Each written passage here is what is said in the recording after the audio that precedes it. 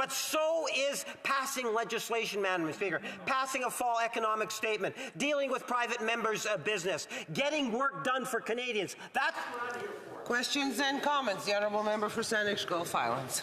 Speaker, and my honourable friend, the parliamentary secretary, there were a couple of things. First, I want to agree with him profoundly that there is, while the cries for justice are particularly should move us from those who are spouses who've served in the armed forces, but equally it makes no sense to deny spousal benefits to other classes of civil servants and others covered by the Superannuation Act. The whole notion of marriage after 60 should be stricken from all of the rules around pensions. But I do say to my honourable colleague from the parliamentary secretary that it's a bit much to say, well, some people will say the $150 million wasn't adequate.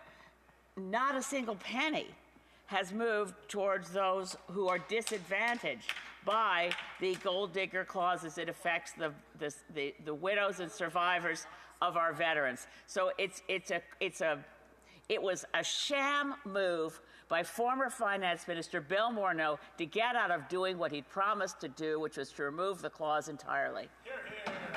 The honourable parliamentary secretary. Madam Speaker, I respect the comments that the member is making, and one of the reasons why we have the standing committees, and the standing committee on Veterans Affairs continues on, and it might actually be a good agenda item for that particular committee to take a look at that $150 million allotment that was given back in 2019 and pose the question in terms of why hasn't it been accessed, and maybe there are some things that we can be doing to push the file faster. I've always believed there's a number of areas within government in which we could always look at ways to improve. And I share many of the concerns. It's not to say, as I say, that the government or Liberal members are not concerned about this issue. I genuinely believe that we all are, that it crosses all political parties. Thank you, Madam Speaker.